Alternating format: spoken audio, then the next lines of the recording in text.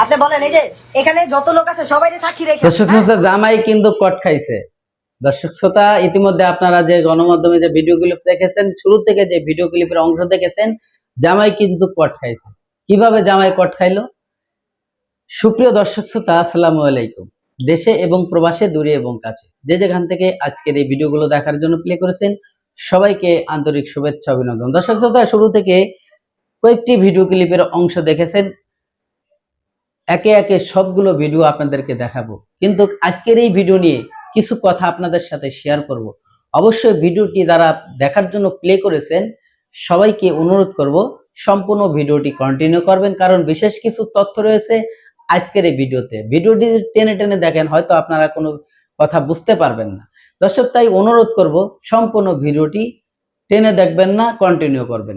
দর্শক শ্রোতা, শ্বশুর বাড়ি থাকে জামাই খুব বড় লোকের ছেলে, নামি দামি ছেলে।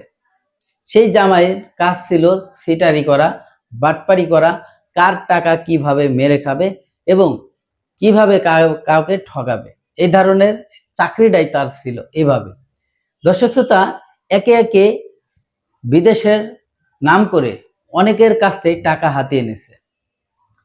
সে চলাফেরা এমন ভাবে করত, শ্বশুর বাড়ির লোকজনে তাকে চিনতে পারতো না। শ্বশুর বাড়ির লোকের কাছে খুবই ভালো লোক ছিল এবং ওই গ্রামে একদম জামাই নামে পরিচিত।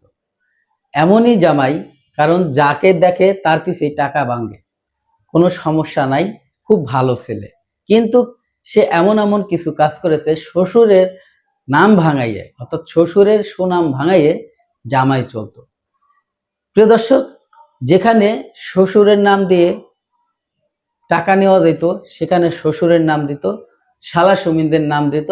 যেখানে তার নাম দিয়ে টাকা নেওয়া যেত শ্বশুর নিত। অর্থাৎ জামাই শ্বশুর মিলে একসঙ্গেই কাজটা করেছে এবং সাথে তার কাজ করেছে তার নিজেরই স্ত্রী।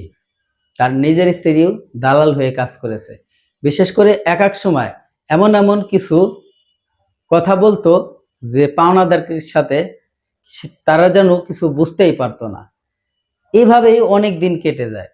যখন যার কাছ থেকে টাকা আনতো 5 দিনের কথা 10 দিনের কথা কয়ে একজনের কাছ থেকে টাকা আনতো আরেকজনের দিত, আরেকজনের থেকে টাকা আনতো আরেকজনের দিত। এভাবেই চলতেছিল কিছুদিন। হঠাৎ করে ঘটে যায় এক দুর্ঘটনা। কিভাবে ঘটলো? এক ফ্যামিলির যাইয়ে এক তার নামে মামলা করে দেয় থানায়। মামলা করে দেওয়ার পরে তদন্ত বের হয়ে আসে, একে একে সে 4খানা বিয়ে করেছে। আর যেখানে যেখানে বিয়ে করেছে সেই সমস্ত গ্রামেই একই ঘটনা ঘটাইছে। তাহলে একবার ভাবেন, আপনারা যখন একটা ছেলের হাতে একটা মেয়েকে দিয়ে দেন, ধরিয়ে দেন, তাকে চেহারা ছবি সুন্দর দেখায়, তাকে হ্যান্ডসাম দেখায়, তার টাকা পয়সা দেখে, কিন্তু তার চরিত্রটা কখনো আপনারা দেখেন না। আজকের এই ভিডিওটি যে সমস্ত বাবারা দেখতেছেন, যে সমস্ত বড় ভাইরা দেখতেছেন, আপনাদের কাজ হচ্ছে যে বড় ভাইরা আপনারা যখন একটা বোনকে বিয়ে দিবেন তখন অবশ্যই জানতে হবে যে এই ছেলেটি কি করে, তার ব্যাকগ্রাউন্ডটা কি। এই একই কথাটা আমি তার বাবাকে বলতেছি। যদি আমার এই ভিডিওটি কোনো ভাই এবং কোনো বাবা দেখে থাকেন, আজকের এই ভিডিওটি আপনাদের জন্য অবশ্যই কন্টিনিউ করবেন, কারণ এই তথ্যগুলো আপনারা যদি জানেন তাহলে আগামী দিনে এই ধরনের ভুল যারা করেছে তারা হয়তো আর নাও করতে পারে।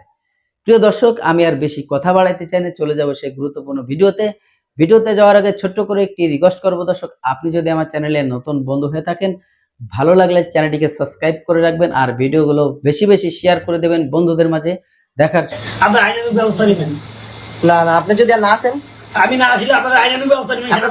আপনি থাকবেন না, আপনার বউ বাচ্চা আপনারা যারা স্ট্যাম্প করতে বলছেন সেই স্ট্যাম্পটা আমি করে দিয়ে দিয়েছি। আমার বউ বাচ্চা আপনারা নেবেন। আপনারা বলছেন যেটা স্ট্যাম্প করছেন, আপনারা স্ট্যাম্প করবেন, স্ট্যাম্পে যারা শর্ত থাকবো।